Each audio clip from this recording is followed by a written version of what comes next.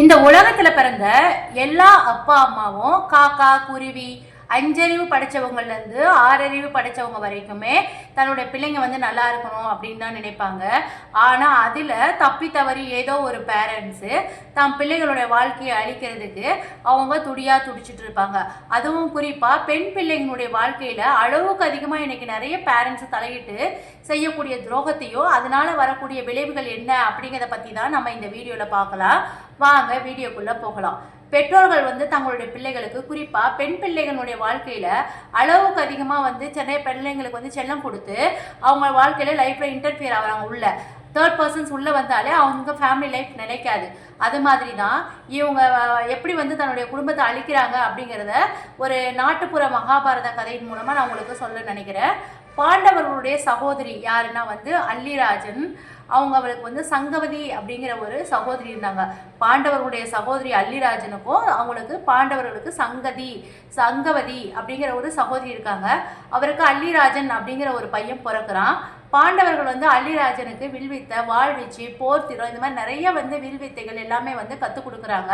போர்த்திரங்களையும் கற்றுக் கொடுத்து ஒரு பெரிய மாவீரனாக அவனை வளர்த்துறாங்க. ஆனால் பார்த்தீங்கன்னா ஆரவல்லியினுடைய அல்லிராஜ்யம் என்ன அப்படின்னு பார்த்தீங்கன்னா ஆந்திராவில் நெல்லூரில் பெண்களுடைய ஆதிக்கம் மிகுந்த பகுதியாக இருந்துச்சு. அந்த படத்துல தான் ஆரவல்லி சூரவல்லி அப்படிங்கிற 7 சகோதரிகள் தங்களுடைய மாய தந்திரங்கள் மூலமாகவும் பில்லி சூனியங்கள் மூலமாக செஞ்சு ஆண்களை அடிமைப்படுத்தி கொடுங்கோல் ஆட்சி நடத்தி வந்தாங்க.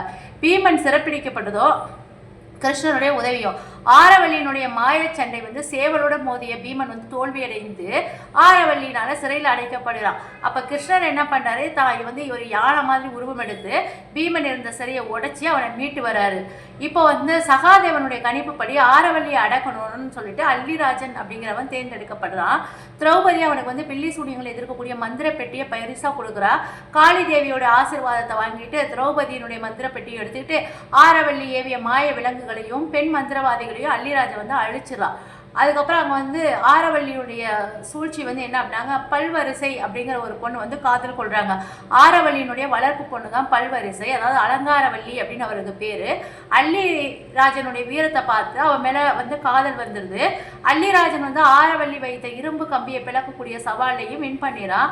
அல்லிராஜனை கொல்லணும் அப்படின்னு நினைச்ச ஆரவல்லி என்ன பண்றா, நச்சுத்தன்மை கொண்ட பூவையோ பழத்தையோ தம் பொண்ணுகிட்ட கொடுத்து டிராவல் பண்ணும்போது நீங்க வந்து அல்லிராஜுக்கு இதை தந்துரு அப்படின்னு சொல்லி சூழ்ச்சி செய்யறான். இதை உணர்ந்த அல்லிராஜன் வந்து அதை சாப்பிட்டுட்டு மயங்கி போயிடறான். அவனுடைய உயிரும் போயிடுது. அப்போ வந்து சங்கவதியினுடைய வேண்டுகோளை ஏற்று அபிமன்யு வந்து மாயத்தேர்ல யமலோகம் போறான். அல்லிராஜனுடைய ஆயுள் முடியல அப்படிங்கிறத அறிந்த யமதர்மராஜன் உடனே அந்த ஆன்மாவை அடங்கிய குடுவையை அபிமன்யு கிட்ட ஒப்படைக்கிறாரு. அபிமன்யு வந்து என்ன பண்றா, பூலகம் வரான். அல்லிராஜனுடைய ஆன்மாவை அவனுடைய உடல்ல செலுத்தி மறுபடியும் உயிர் வர வைக்கிறான். அல்லிராஜனுடைய வீழ்ச்சி, ஆரவல்லியோட வீழ்ச்சி எப்படி முடிவுக்கு வருதுன்னு பார்த்தீங்கன்னா, அல்லிராஜனும் பல்வரிசை அல்லிராஜன் வந்து திருமணம் செஞ்சுக்கிட்ட நிரபராதியான பல்வரிசை அல்லிராஜனை திருமணம் செஞ்சுக்கிறா. பிள்ளைகளுக்கு திருமணம் ஆகின பிறகு பெற்றவங்க ஒரு எல்லைக்குள்ள தான் நிற்கணும். ஆரவல்லியை போல பிள்ளைங்களுடைய வாழ்க்கையை கைக்குள்ள எடுத்து வச்சுக்கிட்டு அழிக்க நினைச்சா அது அவங்களுடைய வாழ்க்கையை அழிச்சிரும் அப்படிங்கிறதுக்கான வந்து காணொளி தான் இது.